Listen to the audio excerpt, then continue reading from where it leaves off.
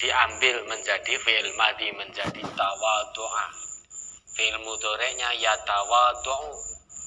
Baik tawadu'a maupun yatawadu'u ini ya, diambil dari sumbernya, yaitu masdar asalnya, kata dasarnya, kata asalnya yaitu tawadu'an. Ya, tawadu'an itu namanya masdar. Nah, masdar itu apa? Secara etimologi, secara bahasa tadi sudah dijelaskan bahwa itu sumber atau asal, kata dasar. Nah, masdar itu bisa didefinisikan ismun yadullu ala hadas mujarrad minaz zaman. Kata atau isim yang menunjukkan peristiwa namun sepi dari waktu. Kalau fi'il madhi itu terikat dengan waktu. Fi'il madhi itu kata pekerjaan yang sudah dilakukan. Itu fi'il madhi, artinya pekerjaan itu lampau. Fi'il mudhari itu pekerjaan yang sedang atau akan dilakukan. Berarti baik fi'il mudhari maupun fi'il madhi ini terikat dengan waktu, terikat dengan zaman. Sedangkan masdar meski menunjukkan pada satu perbuatan, namun dia sepi dari zaman, tidak terikat dengan waktu. Tidak terikat dengan waktu. Ya. Kalau fi'il madhi terikat dengan waktu lampau, fi'il mudhari terikat dengan saat ini atau yang akan datang. Pekerjaannya terikat dengan waktu. Madhi berarti sudah lampau. Mudhari berarti pekerjaannya terikat dengan saat sekarang atau masa yang akan datang. Nah, kalau masdar tidak terikat itu, maka bisa memukul, ya, memukul misalkan doroba yadribu dorban. Dorban ini bisa terjadi masa lampau, bisa terjadi masa sekarang, bisa terjadi esok lusa. Namun kejadiannya kapan kita tidak tahu, karena yang namanya masdar itu tidak terikat dengan zaman. Ya, ini masdar. Ya, kata asal. Kata asal. Kata bayak tubuh, menulis, itu juga diambil dari masdarnya, dari kata asalnya. Kitabah, kan itu diambilkan dari situ. Qara'a yaqra'u qira'atan. Nah, kata qara'a yaqra'u ngambilnya dari qira'ah.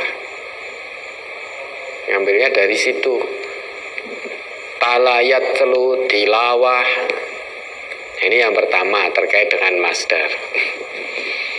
Kemudian yang kedua, maksud dari la yadkhulul jannata man kana fi qalbi misqalu dzarratin min kibrin. Tidak akan masuk surga seseorang yang di hatinya ada sifat sombong meski hanya seberat biji sawi.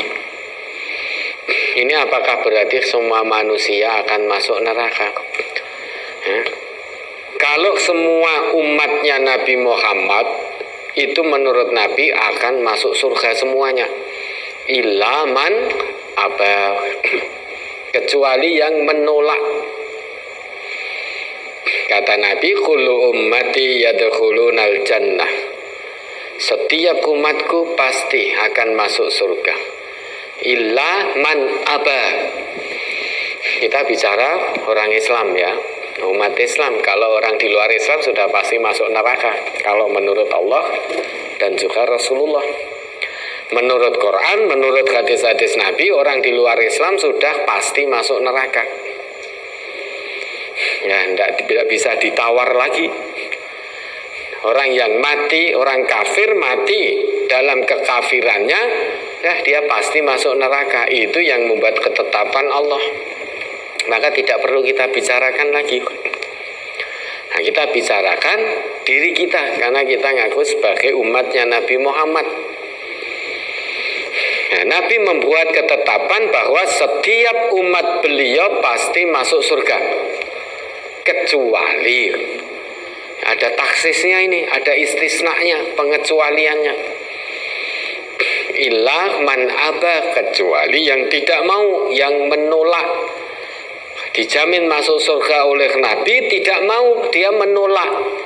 Oh, ternyata ada di antara umatnya Nabi yang tidak mau masuk surga.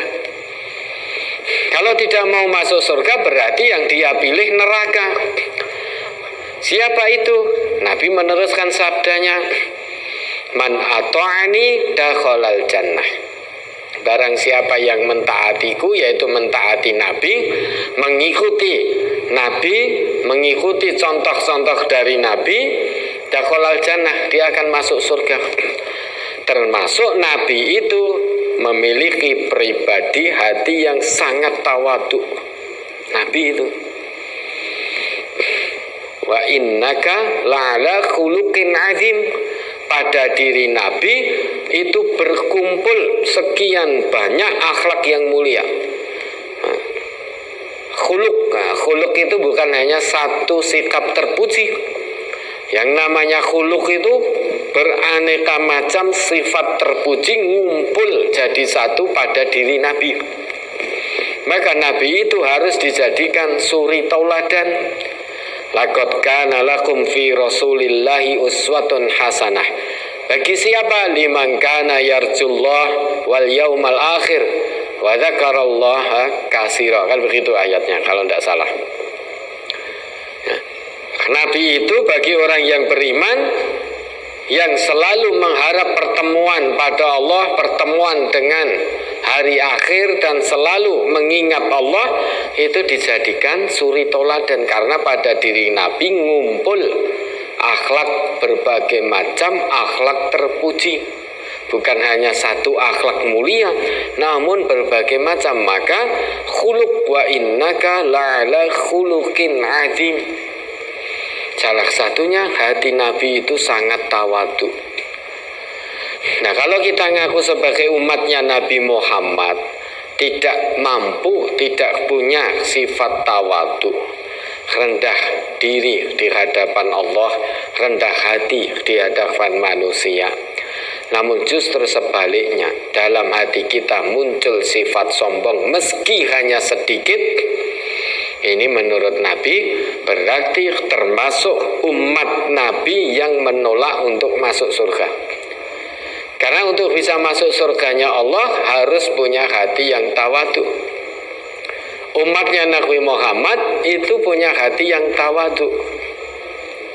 Nah, kalau kita tidak bisa itu, bahkan namun malah muncul kesombongan, berarti kita tidak tawadhu. Kalau tidak tawadhu berarti termasuk yang menolak untuk masuk surga. Wa man asani faqad aba. Nabi kita melanjutkan sabdanya, siapa yang bermaksiat kepadaku faqad aba, itulah yang telah menolak untuk masuk surga. Kalau dikatakan apakah semua umat Islam masuk neraka? Tidak. Yang mengikuti Nabi, berusaha punya sifat tawadhu, menjauhkan penyakit hati, salah satunya sombong, maka dia akan dakhalal jannah. Wa man asani, yang bermaksiat pada Nabi, diperintah untuk tawadhu, hatinya untuk khusyuk, kok malah kiber, kok malah sombong, merendahkan orang lain, menutup kebenaran. Nah, itu berarti faqad aba, dia menolak. Nah, kalau manusia sekalipun dia ngaku Islam muncul kesombongan, maka dia akan masuk neraka. Kalau hatinya memang pertama muncul kesombongan, kemudian sadar lantas bertobat kepada Allah, beristighfar mohon ampun pada Allah, karena sudah ada rasa sombong itu, tobat-tobatan nasuha, memperbanyak tobatnya dengan amal soleh, maka dia tobatnya diterima. Kalau diterima ya tidak masuk neraka. namun dakhalal jannah, masuk surganya Allah.